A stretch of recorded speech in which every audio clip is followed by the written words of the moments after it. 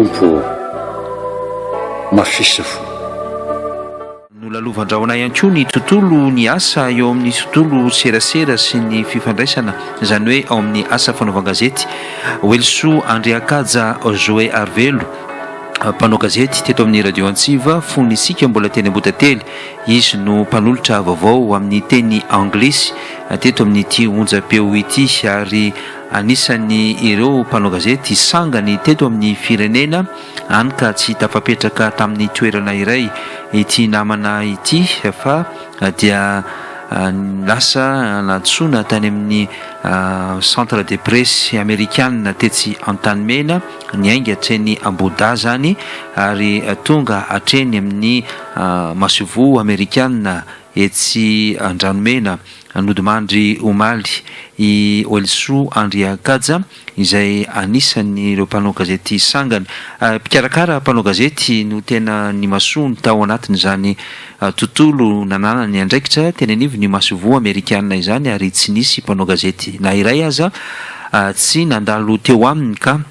voakarakara araka ny tokony ho izy amin'ny fanomezana ny vaovao sy ny sisa. Ny fandefasana ny mpanao gazety manao fiofanana etseroa hatrany Amerika, hatrany amin'ny toerana samihafa mitety an'izao tontolo izao, ary saika nandalo tamin'izany toerana izany avokoa ny mpanao gazety rehetra. Izy no anisany totona fotsy na andro na masaka niaraka tamin'ireo namana hafa teo anivon'ny ambasady amerikana tahakan'ry Mamy Rabesahala, fa teo ihany koa ny namana voahirana izay niara-niasa akaiky taminy tao anatin'izany sehatra izany, ary anisan'ny mpikarakara na iza mpanao gazety tonga teny amin'ny centre de presse tetsy Antanimena dia saika mitsangana eo amin'ny brony i Oelso Andriakaja manome aja sy voninahitra andreo mpanao gazety mikarakara na ny milina ikirakirana ny vaovao, na ny karazana gazety, na ny karazana boky, na ny karazana document samihafa zay tokony hampafantarina ny mpanao gazety. Eny fa hatramin'ny zava-pisotro zay omena ny mpanao gazety aza dia nahitany zany avokoa ny mpanao gazety rehetra, ary tsikitsiky lava no nahafantarana azy tao anatin'izay. Dia izy ihany koa zany no anisany ireo tena azo lazaina fa mpampita ny karazam-baovao samihafa na ahafahan'ny mpanao gazety na afantatra sy ny kirakira, indrindra moa teo amin'ny tontolo ny antsoina hoe fikambanan'ny mpanao gazety izay mikirakira ny social na ny intermédia social. Anisany ny karakaran'izany izy tetsy amin'ny immeuble Santa tetsy Antanimena tamin'ny fotoanandrony, tsy mba nietsika tamin'ny toerany fa nandefa ireo mpanao gazety ny tety amin'izao tontolo izao, nanao ny fiofanana eo amin'izay tontolo ny asa tserasera izay. Dia hoentsika eto ihany ny mikasika an'izany amin'ny fotoana mamety azy, fa dia mirary fiononana feno ho an'ny vady amanjanaky Oelso Andriakaja isika eto amin'ny radio Antsiva, dia andry ampiadarana tokoa ny nofo mangatsika ny vavaka izay vetsony irado no hoentsika mba ho fehezam-boninkazo ho an'ny Oelso Andriakaja.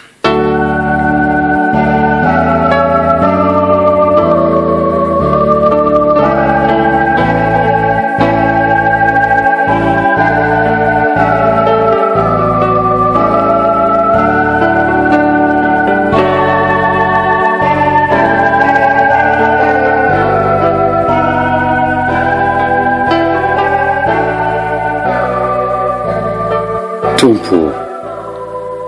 mafisa fo kazomena valiny aho na mangataka azy anio, fa hiangaviko ianao omay ho an'ny rahalahiko ary ho azy manontolo izay fangatako isan'andro, omay ho an'ny romanatra izay fitafiko androany, omay ho an'ny maroanaka izay sakafo any tontoloko, omay ho an'ireo sahirana izay anjara tsikitsiko, omay ho an'ireo voazioga ny fahafahako anio. Avela ambangatsika, avela mba hitofezaka, avela mba hitomany, avela mba hovogeja na anio fotsiny aza. Sao izany no anamaivana ny ampahapahoriana entiny mandavataona sy ny masoandro takona loloaviny isan'andro, sady koa mba hamantarako ny fitiavany tena disiko fa noahitra ny trano lo efa niadiko fo rehefa mba mivavaka ka adiniko ny hafa koa hitalaoko ianao hadono iaho anio.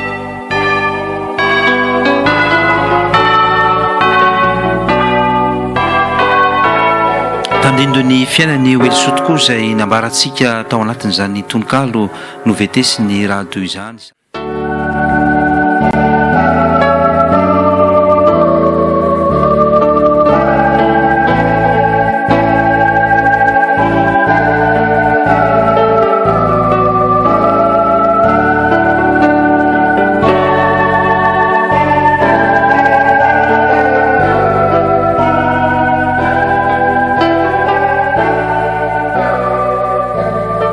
Tompo mafisa fo